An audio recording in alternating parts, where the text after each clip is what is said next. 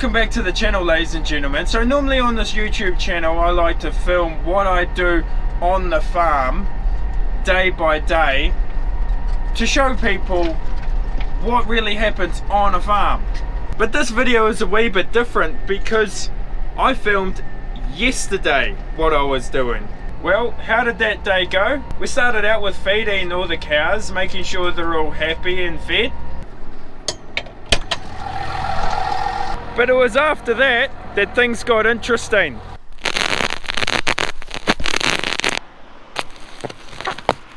You see, us farmers have had enough of this government pushing us around and bullying us. So like thousands of other farmers around New Zealand, within 50 towns, we protested against this government pushing us around. So how are they pushing us around and why are we protesting? So these are just a few reasons among many why us farmers are fed up.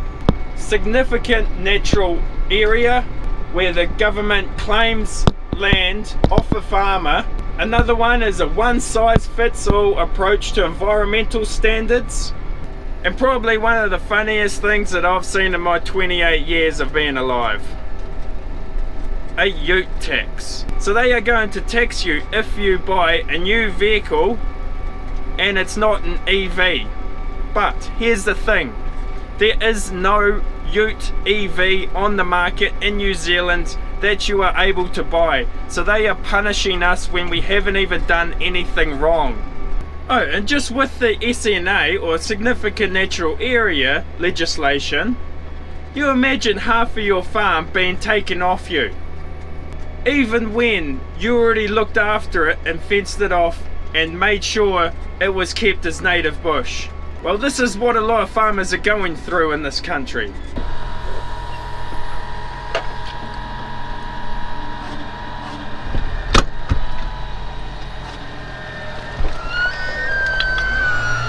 Now, I could ramble on for ages, but there's just one last thing. If you do enjoy this video and you do support it, please give it a thumbs up, share it, and subscribe if you like. Now, for the Ashburton protest, half of us met at Royal Bush and the other half met at Royal Transport.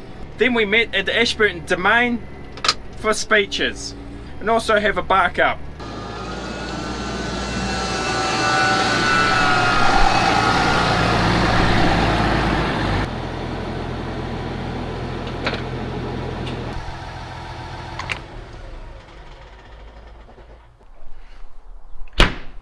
Now, dubbed a hell of a protest, it's organised by Groundswell NZ.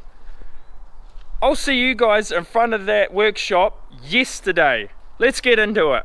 So to demonstrate what you can do with the ute and what you can't do with an EV, a tyre on the rack and then also pea straw on the tray. Now, it just filled up. It took me about 3 minutes and it should get me about 600 kilometres. Can't do that with an EV. But here we go.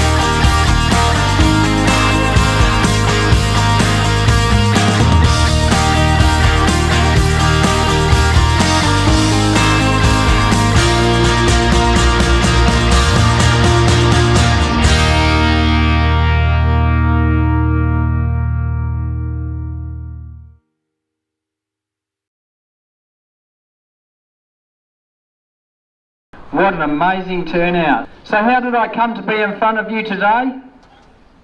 I'm chairman of North Canterbury-based Rural Advocacy Network. We're a group of farmers and businesses representing rural communities on a wide range of issues. When Groundswell New Zealand formed late last year, we saw a group with the same concerns as ourselves. I am now a member of Groundswell NZ and one of the 3 national coordinators for the protest today. I am from a sheep and cattle hill country farming background. My brother now runs the family farm. For the past 20 years, my wife and I have run a restoration environmental consultancy business, helping hundreds of landowners protect native bush, restore wetlands and native planting waterways.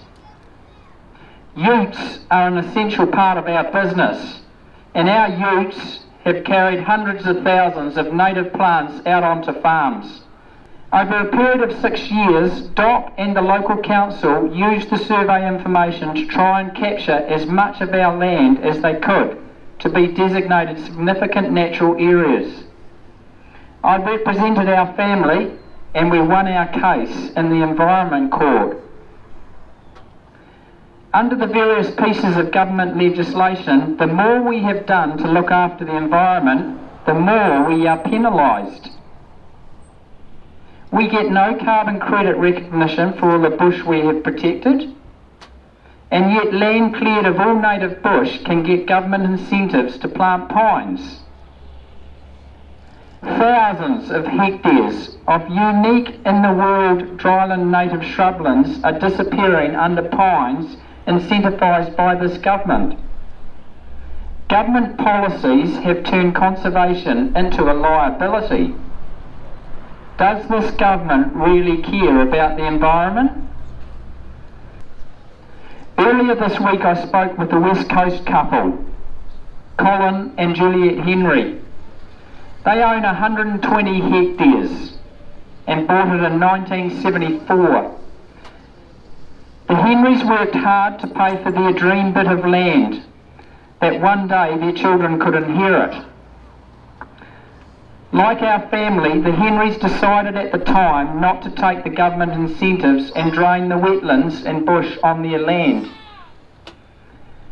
Recently, their whole farm was designated by the council as a wetland. A real estate agent said the land is now worthless and there is no compensation. How would you feel if your urban section or lifestyle block or farm was zoned in such a way to make it worthless? In the stroke of a bureaucratic pen, the dreams of the Henrys have been destroyed. This is a national disgrace, and under the government environmental policies, thousands of rural and urban landowners will be impacted by the state-sanctioned theft. Groundswell NZ's main concerns and the focus of this protest are the unworkable environmental policies, freshwater, Indigenous biodiversity, SNAs, and climate change. However, in the past 6 months we've become aware of many other issues and costs impacting not only farmers but businesses, urban people and councils. Everyone is feeling overwhelmed with the avalanche of poorly designed policies and the we know best one-size-fits-all mindset of our current government. Groundswell NZ are keen to promote workable solutions, and our leaders are at the forefront of environmental action. Bryce McKenzie is a founding member of the award-winning Pomahaka Water Care Group, which is a blueprint for the future in empowering community and landowner action to address water quality issues. Fellow HAL organiser Jamie McFadden is a leader in the conservation effort in Canterbury, helping hundreds of landowners over the past 20 years to restore and protect native bush, wetlands and streams. From these experiences, we know there are far superior solutions to achieving positive environmental outcomes than the current unworkable regulations. This howl of a protest has been organised in the spirit of cooperation, non-confrontation and no intentional disruption. We encourage people attending the howl to support local businesses and engage with people in a positive way. Groundswell NZ does not condone any actions that are contrary to our intentions. Unworkable freshwater regulations, enough is enough. SNA's penalising conservation-minded landowners, enough. Over the top, one-size-fits-all state control, enough. No respect for people, their privacy and property information.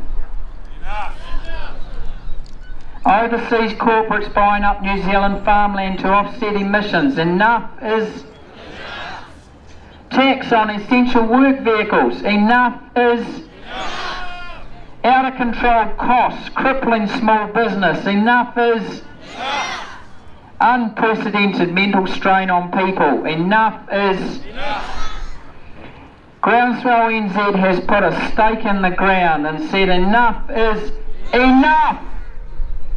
Groundswell NZ are calling for a halt to all environmental regulations, including freshwater, indigenous biodiversity, climate change, high country legislation, and remove the ute tax. If